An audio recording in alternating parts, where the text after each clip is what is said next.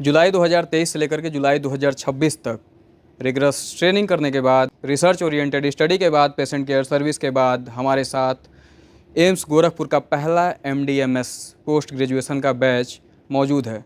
अभी हमने director ma'am से जाना इस बैच के बारे में। अब बैच के हमारे साथ डॉक्टर्स लोग भी मौजूद हैं। इनसे जानेंगे एम्स गोरखपुर में किस प्रकार की इनकी पढ़ाई हुई, किस प्रकार से पेशेंट केयर सर्विस का इनका अनुभव रहा है, किस तरीके से रिसर्च ओरिएंटेड स्टडी और यहाँ के प्रैक्टिकल ट्रेनिंग्स ने इनकी पढ़ाई में हेल्पफुल रही, या प्रोफेसर्स का कैसा सहयोग रहा। सबसे पहले तो बहुत बहुत बधाई आप सभी लोगों को, पहला बैच एम्स गोरखपुर का, और खासकर हम पूर्वांचल वासियों की तरफ से आप सभी को बहुत बहुत बधाई। देश के कोने कोने से आप लोगों ने आकर के पूर्वांचल की माटी से PG करके अब देश सेवा के लिए आप लोग तैयार हैं। बहुत बहुत बधाई आप सभी को। मेरा नाम डॉक्टर अजय है और मैं यहाँ से community and family medicine department से MD किया है फ़िलहाल।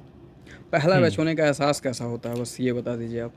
बिल्कुल, क्योंकि वैसे मैं महाराष्ट्र से हूँ, नागपुर से हूँ, तो पहली बार यहाँ पे आया था, यूपी में आया था, गोरखपुर में आया था, और हमारे ही बैच से यहाँ से PG की जो बैच वो स्टार्ट हुई थी, तो एकदम नया था कि क्या रहेगा, कैसे रहेगा। बहुत सवाल थे कि क्या हम 3 साल यहाँ अच्छे से डॉक्टरी करके आगे बढ़ेंगे, ऐसे बहुत सवाल थे। बट फ़िलहाल यह कह सकते हैं कि 3 साल की जो हमारी मेहनत थी, यहाँ का जो पेशेंट एक्सपोजर था, और जिस तरह से डिपार्टमेंट में जो भी फैकल्टी थी उन्होंने मार्गदर्शन किया, ये सब सफ़र जो है एकदम सफल रहा, हम बोल सकते हैं। कैसा रहा गोरखपुर? गोरखपुर बढ़िया है, मस्त है। जो सोचा था वैसा नहीं है, बहुत अच्छा है। पहले तो थोड़ा सा डर था कि अरे यार गोरखपुर में आ गए, यूपी में, ओके तो बट नहीं, अच्छा है। यूपी अब बदल चुका है। बिल्कुल बिल्कुल बिल्कुल। डॉक्टर अंजलि कृष्णा, आप कहाँ से हो? केरला से। केरला से। कैसा रहा गोरखपुर? और चूँकि पहला बैच जब होता है तो बड़ा टफ होता है और एक ओवरलोड भी होता है कि फर्स्ट बैच है, एक लैंडमार्क सेट करना है, प्रेशर भी होता है। कैसा एक्सपीरियंस रहा है यहाँ का? इनिशियली तो टफ था क्योंकि मैंने तो लाइक डिफरेंट स्टेट से आया है एंड ऑलमोस्ट एंडियर डिफरेंट प्लेस है, सदर्न टू नॉर्थर्न है। फूड भी अलग है एंड ऑल्सो लैंग्वेज भी अलग है, लोग भी अलग है, सब कुछ अलग है। तो इनिशियली तो ज़्यादा टफ था, बट धीरे धीरे तो उसमें अडाप्ट हो गया। मतलब अच्छे लोग था, मतलब अच्छे से, मतलब ठीक था सब कुछ। डिपार्टमेंट भी अच्छा था। तो कंसल्टेंट जो मुझे मिला है वो कंसल्टेंट भी इतना अच्छे से मुझे तो इतना अच्छे से आगे बढ़ने के लिए बताया। एंड इसलिए तो जो पहले फर्स्ट बैच है, ये जो मुश्किल है वो इतना झेलना नहीं पड़ा क्योंकि बिकॉज ऑफ दिस सपोर्ट। तो इस सपोर्ट की वजह से फर्स्ट बैच होने के नाते सपोर्ट एक्स्ट्रा मिल गया लग रहा है प्रोफेसर्स का और डायरेक्टर्स का। क्यों ऐसा मीन्स पहला बैच जैसे पाल पोस के बड़ा करना है इस बैच को, ऐसा कुछ आ गया। हाँ, वो भी अपने होता बच्चे है, की तरह। अपने बच्चे के जैसा हमको इतना अच्छे से सिखाया सब कुछ। तो कोई भी नहीं था तो हमको इतना अच्छे से सिखाया। एंड पेशेंट लोड भी इनिशियली जो इतना पेशेंट था वह भी आगे आगे जाते समय ज़्यादा हो गया एंड डिपार्टमेंट में भी ज़्यादा इम्प्रूवमेंट हो गया। एक्चुअली मेरा तो ऑन्कोलॉजी है, रेडिएशन ऑन्कोलॉजी है, तो कैंसर पेशेंट तो डेली बढ़ते जा रहे हैं। तो इनिशियली तो हमारे डिपार्टमेंट में तो मशीन जो रेडियोथेरापी सब नहीं था, पहले कीमोथेरापी दे रही थी। अभी जो सेकेंड ईयर में मैं आ गया उसी टाइम रेडियोथेरापी शुरू हो गया। अभी जो रिसेंट में ब्रैकीथेरापी भी शुरू हो गया। ऐसे है कि जो डिपार्टमेंट में आगे बढ़ रहे हैं, जो हम हमारा साल आगे बढ़ते समय डिपार्टमेंट भी आगे बढ़ रहे हैं, तो इसलिए हैप्पी भी है। मतलब दे सपोर्ट अस एंड इसलिए तो हम आगे बढ़ने के लिए भी अच्छी है। कैंसर पेशेंट की संख्या बहुत बढ़ रही है और उम्मीद है कि आप और बेहतर करें, आप आगे जाएं फ्यूचर के लिए। बहुत ढेर सारी शुभकामनाएं आपको। डॉक्टर सुकन्या जी, हम बैंगलोर से है, तो हम भी सदर्न दक्षिण विभाग से है देश के।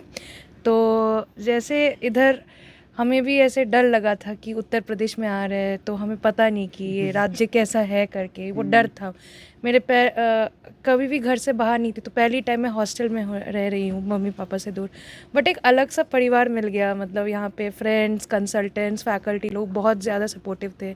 जैसे मेरे कलीग ने बताया, डॉक्टर अंजलि ने, कि फैकल्टी, हाँ फर्स्ट बैच थे, ये है कि बहुत हार्डशिप्स थे, क्या करना है, एकदम पूरा नए तरीके से शुरू करना है, बट काफ़ी सपोर्टिव थे, इसलिए थोड़ा आसान हो गया हमारा जो ये प्रोसेस था। और अब काफ़ी अच्छे से हम लोग उस दिशा में गए जो हमें करना चाहिए था। तो अभी थीसिस आपकी किस सब्जेक्ट पर थी और किस तरीके से यहाँ पेशेंट केयर का जो लोड मिला आगे चल के काफ़ी हेल्पफुल होने वाला है? तो मैं कम्युनिटी एंड फैमिली मेडिसिन से हूँ, तो मेरा थीसिस था आंगनवाड़ी के ऊपर। तो मेरा ज़्यादातर जो थीसिस का जगह था वो गांव में जाके, इधर गांव का भी मुझे एक्सपीरियंस हुआ कि काफ़ी गांव इधर डेवलप्ड है, कुछ कुछ बैकड्रॉप्स भी है, कुछ कुछ है, तो काफ़ी ये सब मिला। पेशेंट केयर तो बहुत ही है, पेशेंट फ्लो बहुत है इधर, अराउंड 200 पेशेंट्स आते हैं फैमिली मेडिसिन ओपीडी में, तो काफ़ी लोड है, काफ़ी वैरायटी, सिर्फ नंबर भी नहीं है, वैरायटी ऑफ पेशेंट्स भी काफ़ी ज़्यादा है। उससे हमें काफ़ी एक्सपोजर मिला है और हैंड्स ऑन भी मिला है। अच्छा, नीट यूजी के बाद जब MBBS में बच्चे दाखिला लेते हैं उसके बाद फिर PG के लिए जब जाते हैं तो देश के अलग अलग कोने में जाना पड़ता है। लैंग्वेज बैरियर कितना आपको लगा? कुछ दिक्कतें आई या फिर कोऑपरेटिव चीज़ें नहीं? जी, लैंग्वेज तो बहुत ही दिक्कत है, क्योंकि मेरा माध्यम था अंग्रेज़ी और कन्नड़ा में बात करना। तो हिंदी में बात करना, जैसे कम्युनिटी मेडिसिन में हेल्थ एजुकेशन देना होता है गाँव वालों को, तो उसी तरह सिर्फ हिंदी नहीं, भोजपुरी भी सीखना पड़ा। आपका डिपार्टमेंट भी ऐसा है कि डायरेक्ट पब्लिक डीलिंग है? डायरेक्ट पब्लिक हेल्थ के ग्रासरूट साथ लेवल पे गाँव उतर करके और फिर उसको कन्वे करना है, मैसेज डिलीवर एग्जैक्टली करना है वहाँ तक। तो वो थोड़ा सा बहुत ही चैलेंजिंग था, बट गांव वाले बहुत सपोर्टिव थे, मेरे फैकल्टी सपोर्टिव थे। तो क्या क्या दिक्कतें हो रही है अंडरस्टैंड करके उस सही कैसे करना है, तो काफ़ी सारे सपोर्ट। मैं नहीं बोलूँगी आसान था, मुश्किल था, बट एक अच्छा अलग चैलेंज था, तो मुझे अच्छा लगा, रोमांचक लगा।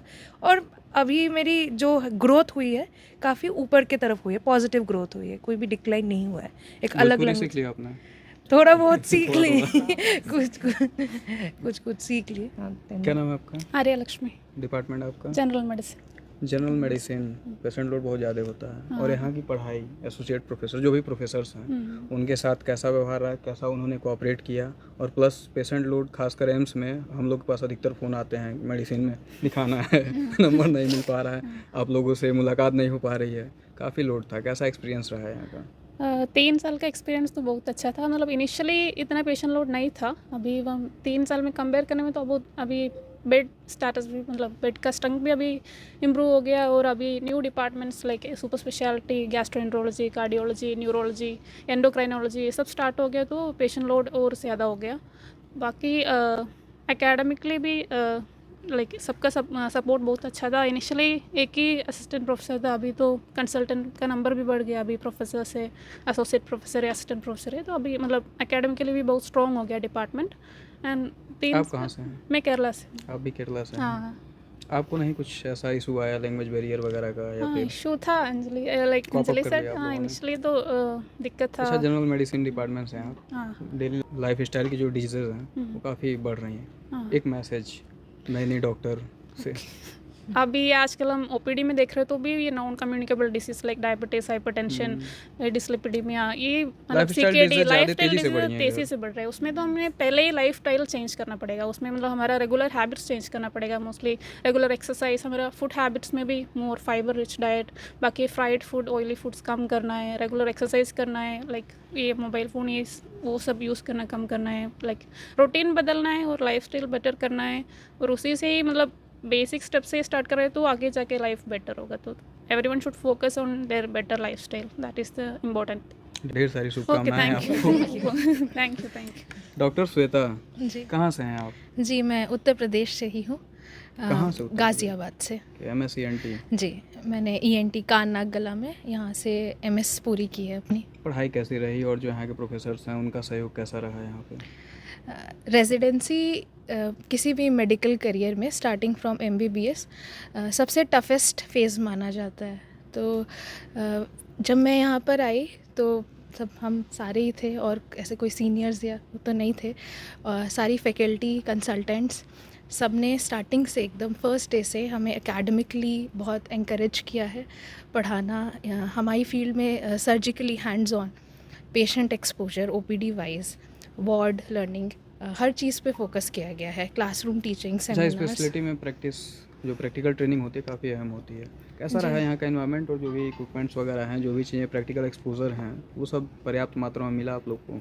हाँ जी, जैसे मेरी ब्रांच है उसमें endoscopic surgeries, microscopic surgeries, as well as जो आपकी ओपन सर्जरीज़ होती है, तीनों टाइप की सर्जरीज़ होती है। तो अगर इक्विपमेंट्स है, पेशेंट्स है, तभी हमारा एक्सपोजर उस हिसाब से हो पाएगा।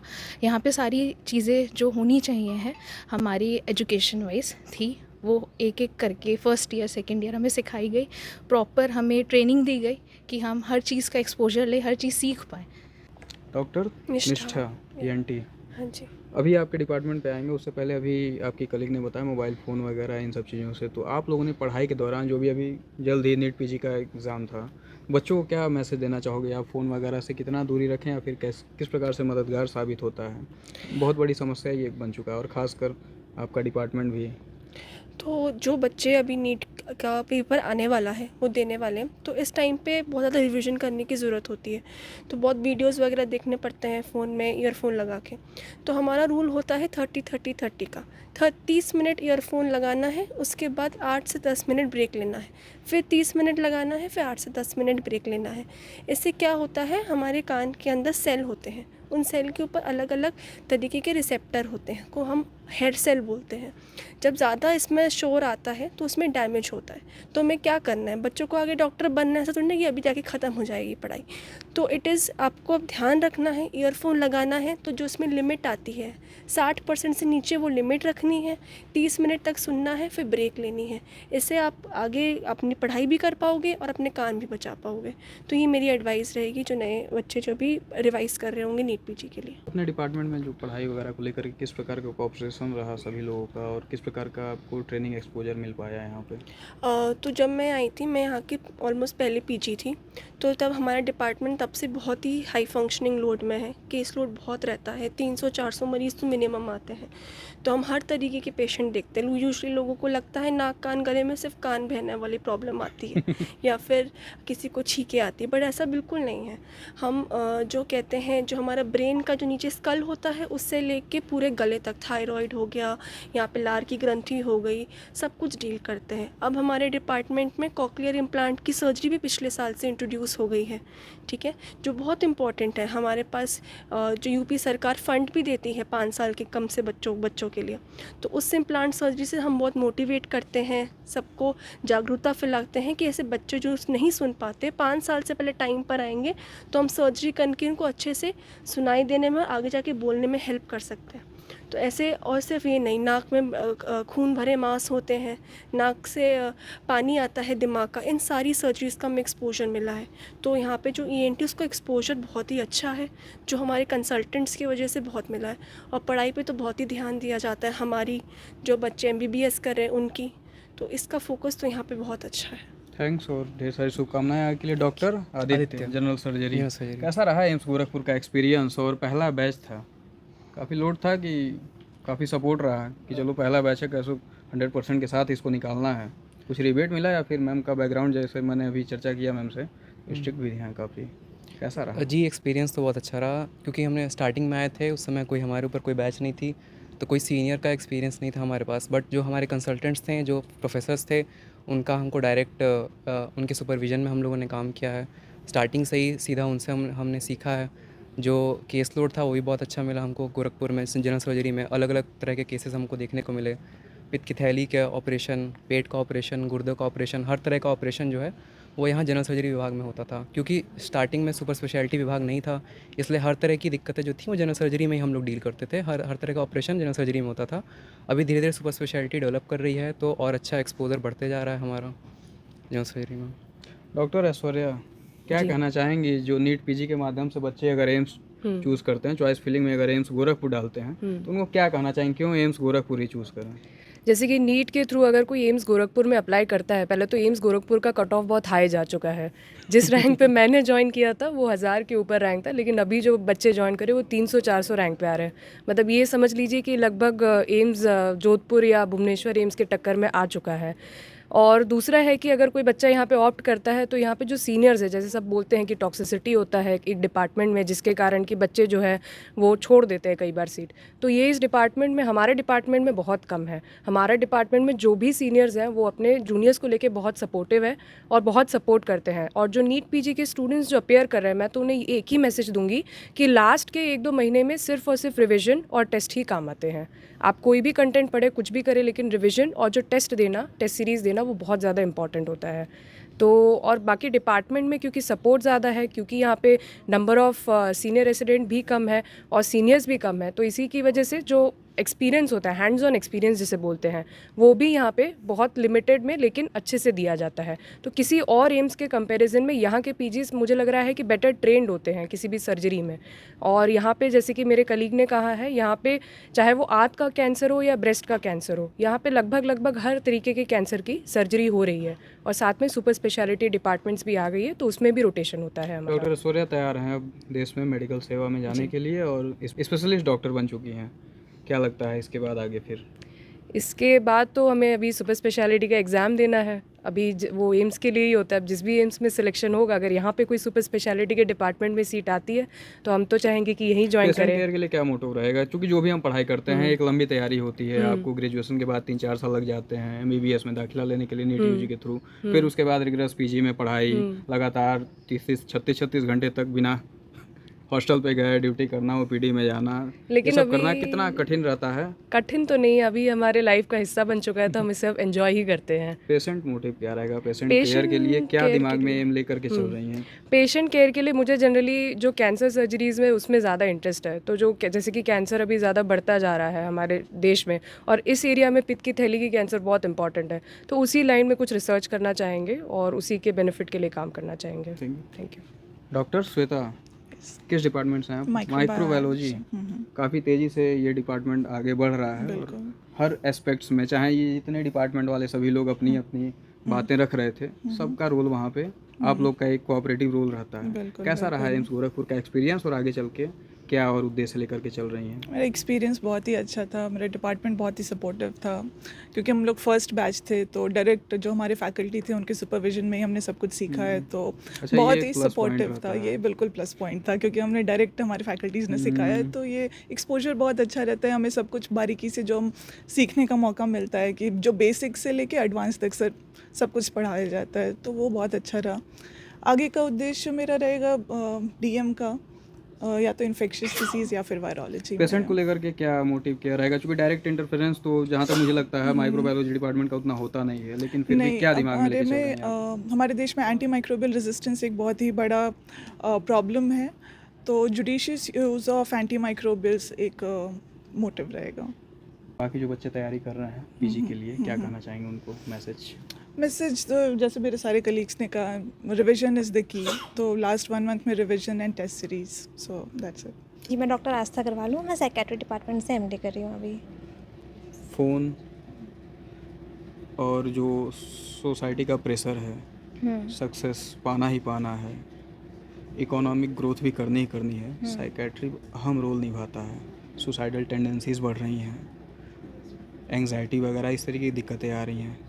पहले तो हम ये जानना चाहेंगे कि एम्स गोरखपुर का एक्सपीरियंस कैसा रहा, और एज अ साइकेट्रिस्ट अब आप स्पेशलिस्ट बन चुकी हैं, पेशेंट केयर में किस प्रकार से आप रोल निभाने के लिए तैयार हैं, और इस बदलते हुए परिवेश में जिस तरीके से एग्रेशन, एंग्जाइटी ये सब चीज़ें बढ़ रही हैं, उसको लेकर के क्या दिमाग में चल रहा है स्पेशलिस्ट डॉक्टर आस्था के दिमाग में?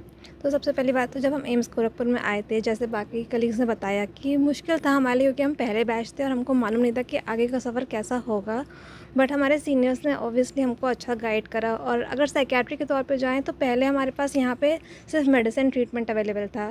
धीरे धीरे साइकोलॉजिस्ट हमारे पास आए, फिर हमारे पास अभी इलेक्ट्रिकल थेरेपी आ चुकी है जिसको हम शॉक थेरेपी बोलते हैं। हमारे पास अब मैग्नेटिक थेरेपी भी आ चुकी है। तो पहले यही लगता था लोगों को कि दवा दे के सुलाने वाला काम है, अगर कोई भी मरीज़ आता है तो उसमें मत जाओ, बहुत स्टिग्मा था साइकेट्री को लेके। लेकिन ये समझ पाना कि ये बीमारी है और इसका उपाय भी है, और बातों से पहले भी तो इसका एक्सेप्टेंस नहीं हो पाता कि ये बीमारी नहीं है। हो पाता इसी है। को समझने में काफ़ी देर लग जाता है। और जब शुरुआत का समय होता है तो बीमारी का इलाज करना आसान भी होता है। ये समझ पाना कि उसकी जड़ क्या है, क्या परिवार की दिक्कत से है, क्या एकेडमिक प्रॉब्लम से है, या फिर सोशल प्रेशर से है, उसको समझना, कभी कभी उनकी मदद करना सिर्फ खुद को समझने में, कभी वो भी बहुत उनको फ़ायदा देता है। उनको ये समझाना कि लाइफस्टाइल कैसे जीनी है, नींद कितने घंटे की होनी चाहिए। घर वाले बोलते हैं तो वो चीज़, और जब डॉक्टर वही चीज़ सजेस्ट करते हैं उसमें फ़र्क आता है ना। वही हेल्दी फूड हम भी सजेस्ट करते हैं, वही स्क्रीन टाइम रिड्यूस करना हम भी सजेस्ट करते हैं, टाइम मैनेजमेंट करना हम भी वही सजेस्ट करते हैं। बट एक तरीका होता है कि हम जिस तरह से उनको समझाते हैं, उनको फील बुरा करा के नहीं समझाते हैं, हम उनको और ऊपर उठा के समझाते हैं कि ओके आपका गोल ये है, आपको ये ऐसे रीच करना है। तो ये वाली चीज़ें हमें सीखनी पड़ती हैं। तो वो सब सीखा हमने यहाँ पे आके, पेशेंट को समझाना सीखा हमने कि हाँ आपकी जो प्रॉब्लम है वो जेन्युइन है, ऐसा नहीं कि वो हवा है, वो कुछ भी नहीं है, उसको रद्द नहीं करना उनकी परेशानियों को। ये सब समझना, पेशेंट को समझना और जो परेशानी है उससे डट के निकलने में उनकी मदद करना, ये हमने यहाँ पे सीखा है। और रही बात कि आगे हम कैसे एग्रेशन, एंजाइटी, इन सबको कंट्रोल करेंगे। पेशेंट केयर में किस प्रकार से रोल निभा पाएंगे और बेटर देश के लिए? एग्जैक्टली तो उसमें सबसे पहले पेशेंट केयर में तो स्टिग्मा कम करने के तरीके हमें ढूंढने पड़ेंगे। जैसे कि कम्युनिटी में जाएं तो वहाँ पर बताएं कि ये चीज़ें कितनी कॉमन होती हैं, या फिर अगर आजकल सोशल मीडिया के थ्रू भी स्टिग्मा कम करने के लिए बहुत अच्छे वो आ रहे हैं, लाइक रील्स लोग बनाते हैं जिसमें वो बताते हैं कि मेंटल हेल्थ के लिए आप क्या क्या कर सकते हो अपने लिए। तो आई थिंक ये सब चीज़ें जो आज की टेक्नोलॉजी है उसका इस्तेमाल करके हम और इस चीज़ को लेके जानकारी सबको दे सकते हैं कि किस किस तरह की परेशानियां होती हैं, क्योंकि खाली एंजाइटी, डिप्रेशन ही इकलौती मानसिक रोग नहीं होते हैं, और भी बहुत तरह के स्किज़ोफ्रेनिया, ओसीडी, जिनका लोगों को पता ही नहीं कि उपचार होता है और बहुत ही अच्छा फ़ायदेमंद उपचार होता है, जो कि कुछ महीनों की दवाइयों से ही एकदम सही हो जाते हैं। तो ये सब के बारे में जानकारी देना है ना, एंड उनको सही इलाज। आजकल एक बीमारी की 5-5 दवाइयाँ संग में चल रही होती हैं, तो वो सब भी हमने एम्स गोरखपुर में सीखा कि एक बीमारी के लिए एक दवाई से भी इलाज किया जा सकता है। तो ये सब कई चीज़ें हमने जानी, सीखी, एंड इसके हिसाब से हम और आगे बढ़ेंगे इसमें। बहुत बहुत धन्यवाद डॉक्टर आस्था, काफ़ी कुछ है आपसे बात करने के लिए, बैठेंगे 1 to 1 कर लेंगे पूरा, और काफ़ी अहम मुद्दा भी है। डॉक्टर शुभांगी, यस, डिपार्टमेंट आपका? Obstetrics and gynaecology. कैसा एक्सपीरियंस रहा एम्स गोरखपुर का, और प्रोफेसर्स का कैसा सहयोग मिला? मैम सामने हैं तो डरने की ज़रूरत नहीं है, जैसा भी रहा आप बता सकती हैं।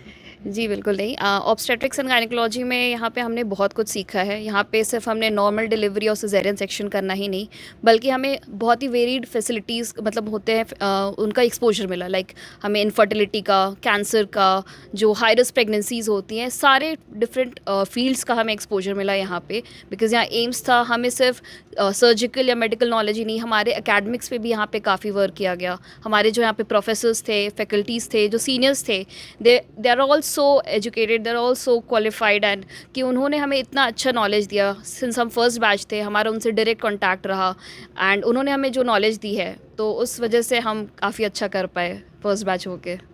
क्या पेशेंट केयर को लेकर के आगे चल के क्या मोटिव दिमाग में चल रहा है? चूँकि आप हैं कहाँ से, आपका? जी मैं भागलपुर, बिहार से हूँ। आप बिहार से हैं, और ये जो बेल्ट है बिहार से काफ़ी सटा हुआ है, और प्लस एम्स में जो आपके पेशेंट आते हैं, जहाँ तक मुझे लगता है अधिकतर पेशेंट गोपालगंज, सिवान, छपरा वगैरह तक से आते हैं यहाँ पे पेशेंट। तो क्या मोटिव लेकर के चल रही हैं डॉक्टर शुभांगी पेशेंट केयर को लेकर के? जी मेरा एक ही उद्देश्य है कि समाज में हमारे जो महिला हैं उनका ये एक मेजर प्रपोर्शन कवर करती है ना, पॉपुलेशन में 50% इज़ फीमेल्स। तो जब महिला का हेल्थ अच्छा होता है तो पूरे परिवार का हेल्थ अच्छा होता है। तो मेरा ये उद्देश्य है कि महिला सशक्तिकरण करूं, उनके हेल्थ को इतना प्रॉपर करूं कि वो अपने पूरे फैमिली को देख पाए।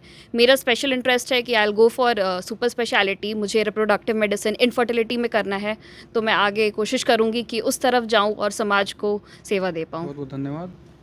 Doctor Soumya, doctor Soumya, specialist doctor Soumya, आप तो कैसा एक्सपीरियंस रहा है यहाँ पे? चूँकि मेरा भी डिपार्टमेंट ऑब्स एंड गायनी ही है, तो जैसे कि मेरे कलीग ने बोला, हमारे प्रोफेसर सारे बहुत ही सपोर्टिव थे। हम फर्स्ट बैच थे तो हम उनके डायरेक्ट कांटेक्ट में थे, तो उन्होंने जो जो हमें सिखाया, मतलब हम बहुत अच्छे से वो चीज़ें सीख पाए। कंपटीशन कम था लोगों का सीखने के बीच में, तो डायरेक्ट कांटेक्ट में आकर सीखा। बहुत सारी फैसिलिटीज़ अवेलेबल है। प्रैक्टिकल का एक्सपोजर अच्छा मिला? प्रैक्टिकल का एक्सपोजर अच्छा मिला। हर तरह के ऑपरेशन होते हैं यहाँ पे, ओपन सर्जरीज़ होती हैं, लैप्रोस्कोपिक सर्जरीज़ होती हैं, साथ साथ इनफर्टिलिटी में IUI होता है, कैंसर सर्जरीज़ होती हैं। तो ये सब चीज़ें धीरे करके और ज़्यादा बढ़ते चले गए। जैसे जैसे ब्लड बैंक आया और बड़े बड़े ऑपरेशंस भी स्टार्ट हो गए यहाँ पर होना। तो बहुत अच्छा एक्सपोजर रहा हमारा 3 साल के लिए। आप कहाँ से हैं? कानपुर, यूपी से। आप भी यूपी से हैं, और यूपी में पूर्वांचल यहाँ पे एम्स गोरखपुर में हम लोग हैं, और ये बेल्ट जो है अवेयरनेस की कमी मानी जाती है। और अभी जैसे कि आपके कलीग ने बताया कि हाई रिस्क प्रेगनेंसी जब लास्ट मोमेंट होता है, काफ़ी लेट से लोग हॉस्पिटल तक पहुँच पाते हैं, तो अवेयरनेस की काफ़ी कमी है इस बेल्ट में, खासकर इस बेल्ट में, पूर्वांचल बेल्ट। क्या मोटिव लेकर के चल रही हैं डॉक्टर, स्पेशलिस्ट डॉक्टर सौम्या? आप किस तरीके से पेशेंट केयर में अब रोल निभाने को तैयार हैं?